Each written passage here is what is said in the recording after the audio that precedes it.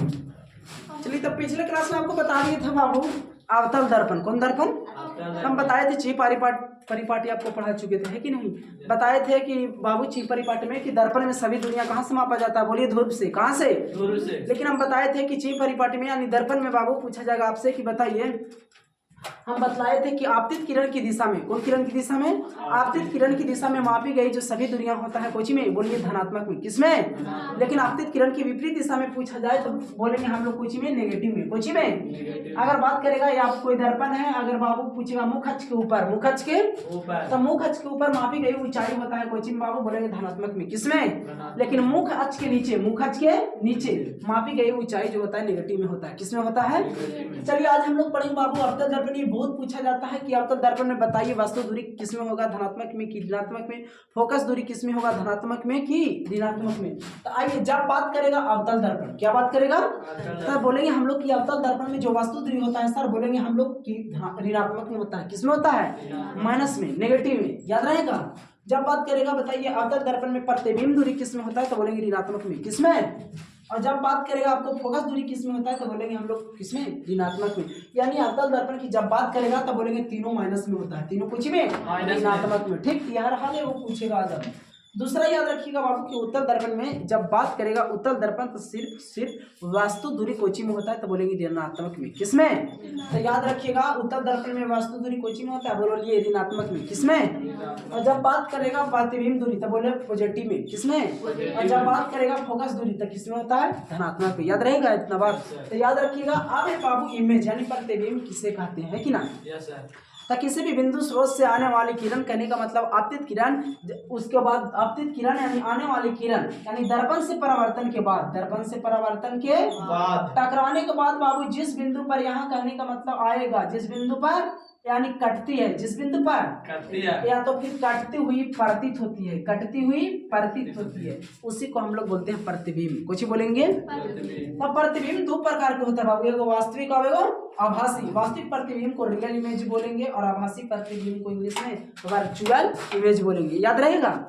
उसके बाद याद रखेंगे बाबू वास्तविक प्रतिबिंब क्या होता है? तो जब भी किसी बिंदु स्रोत से आने वाली प्रकाश की किरण, आने वाली प्रकाश के यानी बाबू दर्पण से टकराने के बाद यानी दर्पण से परावर्तन के बाद यानी जिस बिंदु पर कटती है, जिस बिंदु पर कटती है यानी वास्तव में जिस बिंदु पर कटती है उसको कौन बिंदु बोलेंगे? वास्तविक प्रतिबिंब बोलेंगे। कुछ बोलेंगे? अगर बोलते हैं आभासी प्रतिबिंब किसको बोलेंगे? तो बाबू इसमें क्या होगा? इसमें वास्तव में कटता नहीं है तो बोलेंगे जब प्रकाश की किरण यानी जब प्रकाश की किरण किसी बिंदु स्रोत से आने वाली किरण यानी दर्पण से परावर्तन के बाद वास्तव में यानी इसमें कटती हुई प्रतीत होती है, वास्तव में नहीं कटता है।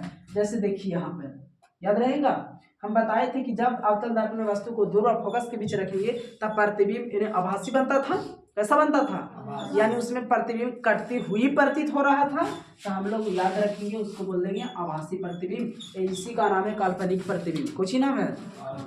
अभी पूछता है कभी कभी कि बताइए वास्तविक प्रतिबिंब और आभासी प्रतिबिंब में अंतर। कुछ ही अंतर।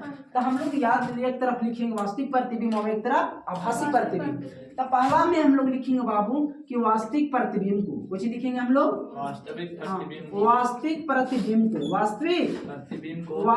प्रतिबिंब को लिखेंगे कि पर्दे पर, कुछ लिखेंगे पर्दे पर प्राप्त किया जा सकता है, प्राप्त किया जा सकता है। याद रहेगा? इसमें आभासी प्रतिबिंब में लिखेंगे कि इस आभासी प्रतिबिंब को, कुछ लिखेंगे इसमें बाबू आभासी प्रतिबिंब को, आभासी प्रतिबिंब को पर्दे पर, कुछ बाबू पर्दे पर नहीं किया जा सकता है। इसमें पर्दे पर प्राप्त नहीं किया जा सकता, लिखा जाएगा। दूसरा बोलेंगे कि जो वास्तविक प्रतिबिंब बोली कैसा होता है? तो बोलो उल्टा। कैसा बाबू? उल्टा। वास्तविक प्रतिबिंब कैसा होता है? उल्टा। और इसमें दूसरा लिखेंगे कि ये होता है कैसा?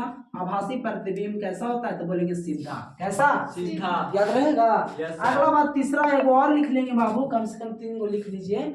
तीसरा लिखेंगे कि इसमें क्या लिखेंगे कि इसमें प्रतिबिंब, कुछ लिखेंगे वास्तव में कटता है। कुछ बाबू वास्तव में कटता है। उसके बाद इसमें लिख लेंगे तीसरा बाबू कि इसमें प्रतिबिंब वास्तव में, कुछ वास्तव में नहीं कटती है। याद रहेगा ना? बोलिए तो याद रखिएगा इतना बात, ठीक। तो बोलिए वास्तविक प्रतिबिंब को बोलो पर्दे पर प्राप्त किया जा सकता है, तो बोलेंगे हाँ। कुछ बोलेंगे अगर पूछे आभासी प्रतिबिंब को पर्दे पर प्राप्त किया जा सकता है तो बोलेंगे नहीं। कुछ बोलेंगे वास्तविक प्रतिबिंब बताइए कैसा होता है, बोलो उल्टा। कैसा? और आभासी प्रतिबिंब कैसा होता है, बोलो सीधा। कैसा? अगर पूछेगा वास्तविक प्रतिबिंब में क्या होता है तो ये वास्तव में कटता है, ये वास्तव में कटता है, लेकिन आभासी प्रतिबिंब में वास्तव में कटता नहीं है। याद रहेगा ना, इतना बात याद कर लीजिएगा, ठीक।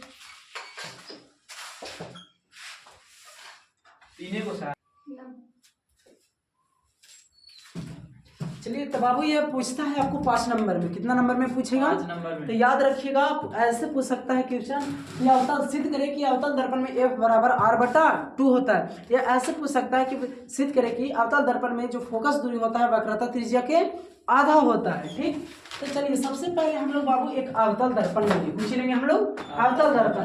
तो याद रखिएगा ये आपका अवतल दर्पण है। कौन दर्पण? तो ये एम और एन, ये नाम दे दिया हम कि एम और एन क्या है, अवतल दर्पण। तो यहाँ हम लोग लिखेंगे चित्र से। कुछ से बाबू? चित्र से लिखेंगे कि माना कि एम और एन एक कैसा दर्पण है, बोलो अवतल दर्पण। कौन दर्पण? और जिसका ध्रुव, तो जिसका ध्रुव बोलेंगे हम लोग पी है। तो बताइए बाबू दर्पण के मध्य बिंदु को कुछ बोलेंगे, ध्रुव बोलेंगे, और ध्रुव को सूचित करते हैं पी से। कुछ से? तब बोलेंगे जिसका ध्रुव कुछ है पी। पूछेगा फोकस किसको बोलेंगे, तब वैसे हो गया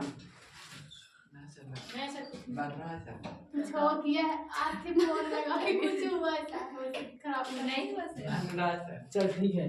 तो आगे देखिए, तब बाबू जिसका फोकस एफ है, एफ फोकस है, और यहाँ देखिए ये आपका फोकस है। पूछेगा सी क्या, वक्रता केंद्र क्या है, तो वक्रता केंद्र को हम लोग सी बोलेंगे। कुछ बोलेंगे तो याद रखेंगे। उसके बाद लिखेंगे कि यहाँ ए बी। कुछ बाबू? ए बी क्या है, तो बोलेंगे आपतित किरण। कौन किरण? पूछेगा बताए बी एफ, तो बताइए दर्पण से टकरा कर जाने वाली किरण को हम लोग परावर्तित किरण बोलेंगे, समझिए। तो बी एफ आपका परावर्तित किरण। कौन किरण? और बी सी आपका अभिलंब है बाबू। आपतित किरण और परावर्तित किरण के बीच डाले गए लंब को ना अभिलंब बोलते हैं। तो याद रखिएगा कि बीसी क्या है, एक अभिलंब है। कुछ ही है। उसके बाद याद रखिएगा पीसी, बताए थे बाबू कि वक्रता केंद्र और ध्रुव से होकर जाने वाली रेखा को हम लोग बोलते हैं वक्रता त्रिज्या। कुछ बोलेंगे याद रहेगा, तो उसको याद रखिएगा। और यहाँ पीएफ क्या है, तो फोकस दूरी। पीएफ कुछ ही है, फोकस दूरी। पीएफ यानी ध्रुव और फोकस के बीच की दूरी को हम लोग बोलते हैं फोकस दूरी। कुछ बोलिएगा, फोकस दूरी। याद रहेगा। आइए उसके बाद आप लिखेंगे हम लोग बाबू परावर्तन के नियम से। परावर्तन के नियम से तो बताए थे कि आपतन कोण जो होता है वो परावर्तन कोण के बराबर होता है, यानी एंगल आई बराबर एंगल आर। याद रहेगा ना। उसके बाद बताए थे एंगल आई, तो आप दोनों कोण को बराबर करिए। आपतन कोण और परावर्तन कोण को कुछ करेंगे, बराबर करेंगे।